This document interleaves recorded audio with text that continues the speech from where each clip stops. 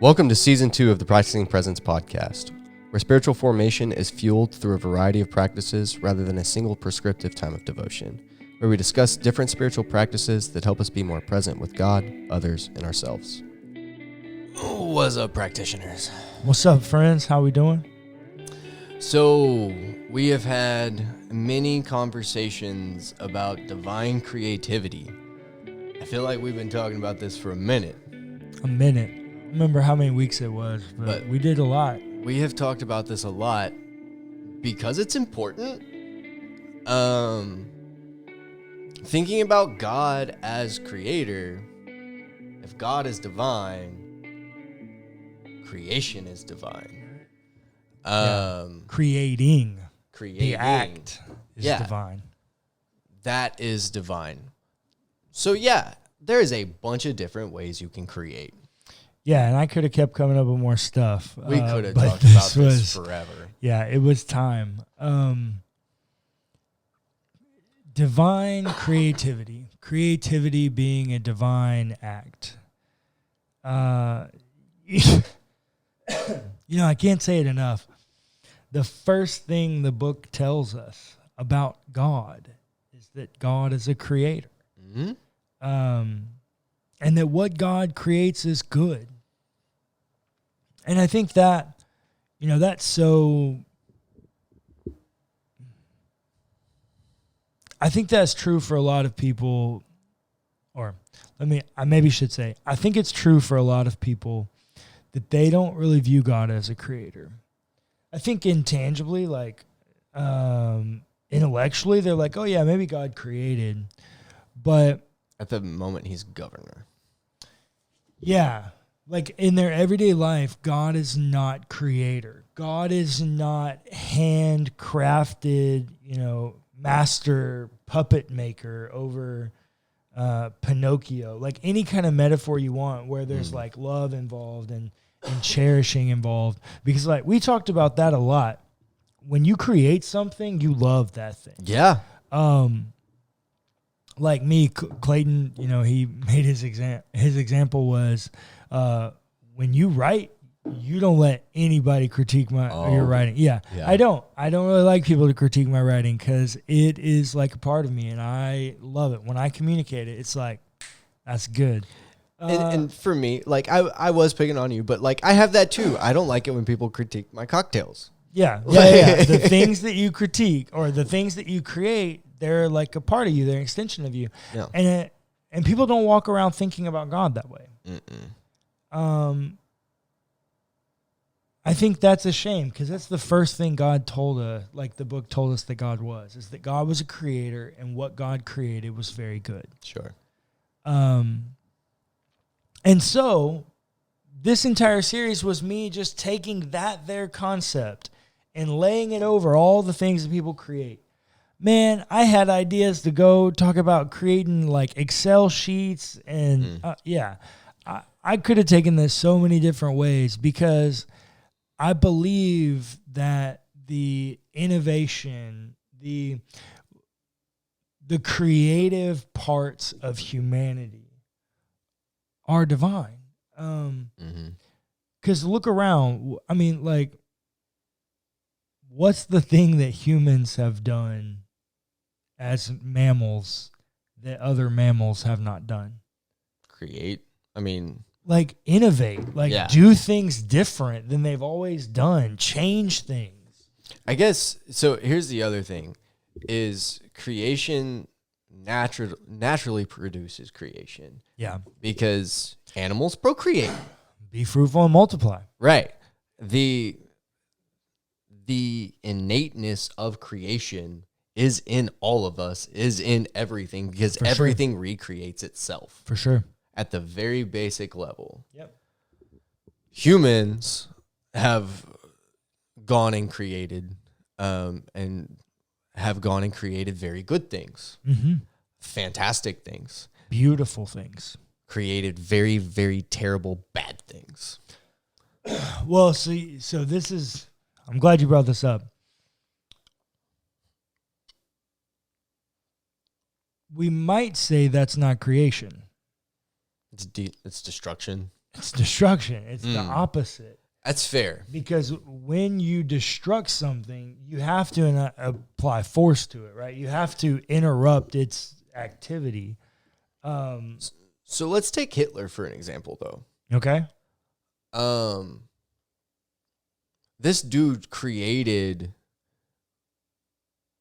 an entire new worldview for people.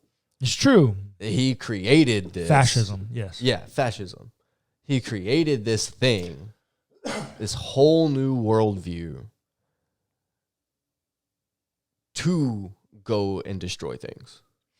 Yeah. So, and maybe the other way to communicate it, and perhaps the better one, is to just say that, not to over spiritualize it, but this cosmic force of evil, the devil, Antichrist, Satan, whatever part of the metaphor you want to put it through, that person mirrors all the things of God. Right? Like that character throughout the story and development has mirrored the things and activity of God, but they just use the godlike attributes for evil rather than good. So in that way it would be creativity, but it's now just the thing. It's the opposite of divine. It's the opposite of divine creation. Right, which is sin. Yeah. This is where we have that, that is sin. Fair enough. I feel like I want to go back to Ben Parker, with great power comes great responsibility.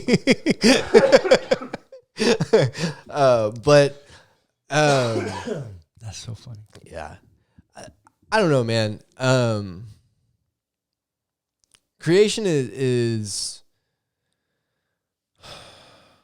it's why we live, right? In one way, shape, or form, we all live to create. Say more. Huh? Say more.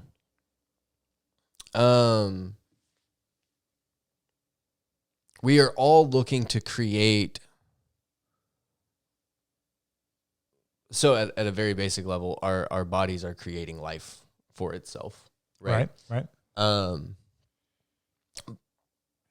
But beyond that, emotionally, we are all living to create the next thing for ourselves.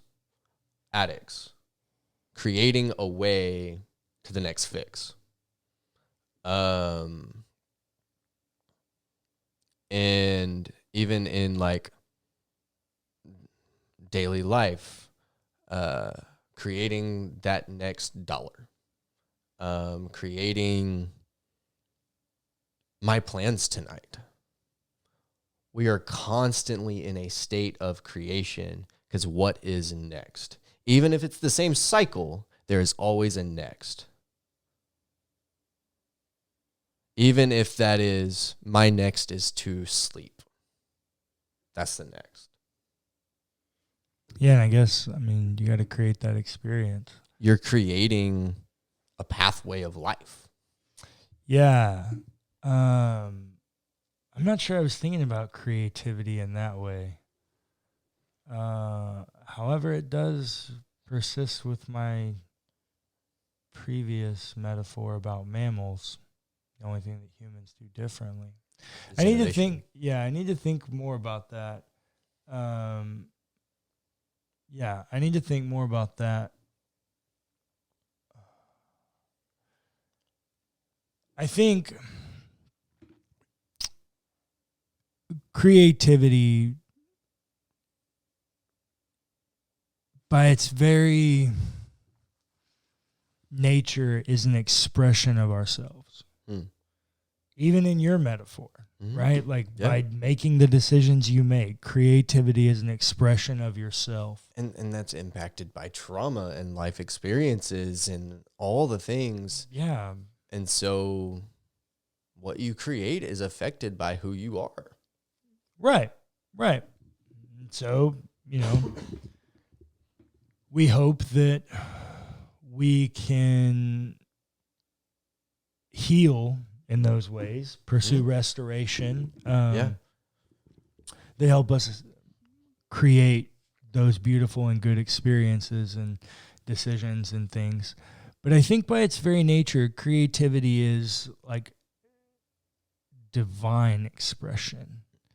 And I think the more we get away from our divinity, the more that expression looks less like divinity. Yeah. And so in that way, I think everything that we create is divine until it's not. But like, we talked about music last week. You're a musician. How many times you just have like this thing that's oozing out of you? Like it just needs to be created. Frequently. That's just a part of, like, it's just Yeah. you. That's just you needing to express, communicate in that way. And we talked about it. Sometimes that's expressly about God. And other times it's not. It's just about the life I'm living and how me and God are making it along through it. But it's always an expression of you. Yeah. And I believe that you are divine. And so the things you create, the things you express are too divine until they're not. And we all have those moments where they're not. But the creativity, if you look at it as divine, I've been doing this, it allows you to think about your spiritual journey in a different way, because you now get to have this conversation with God as you walk around, creator to creator.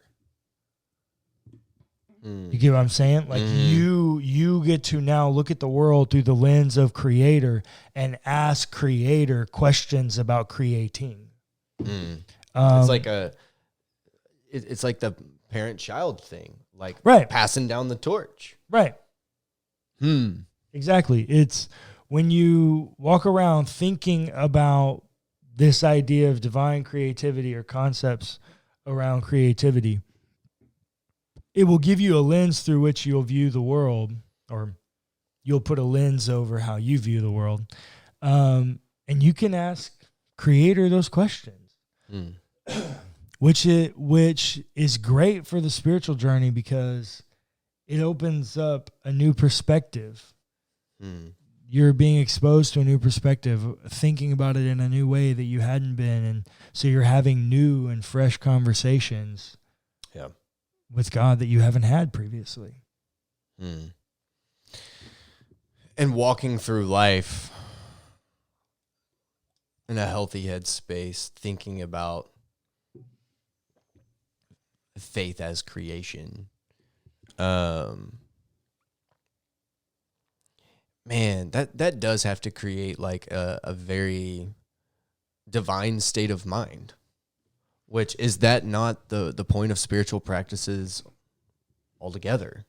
Yeah, I think that's the deal, is spiritual practices, spiritual disciplines, any of it are just different ways that can have different ways of keeping our minds focused on our faith. Yeah. Focused on the goodness of our faith, the truths of our faith, the healing and wholeness of our faith, the love of our faith. Spiritual disciplines give us the way to do that and express that in a lot of different ways, right? Sabbath is a way to do that. Play is a way to do that. Sex is a way to do that. Prayer is a way to do that. Worship, there are so many different ways to express your faith like that. Spiritual disciplines give you a lot of ways to be thinking about your faith and constantly redirecting back onto your faith. I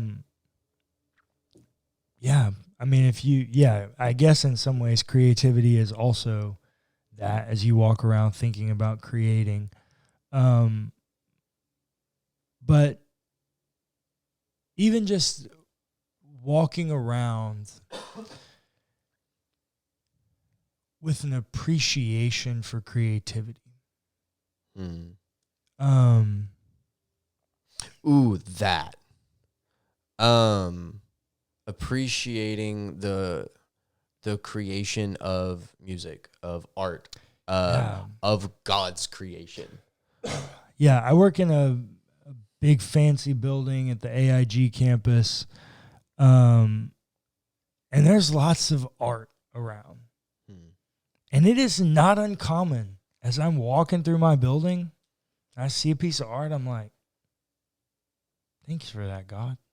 Like, just like a beauty to exist in the world for moments just like that. Yo, and sometimes it's like the catch of the breeze, right? You know what I mean? Like, that was something that was created by God, and yo, that was dope. Creating. It affects your daily life. It affects the daily lives of everyone around you. Divine creativity, creating divinely, is, in my opinion, what I would say the way that we connect with God the most. And so if you want to experience divinity, create divinely. Thanks for listening to the Practicing Presence podcast hosted by WellHouse Church. Be sure to give us a rating and a review if you enjoyed the episode. It's free and it helps us immensely.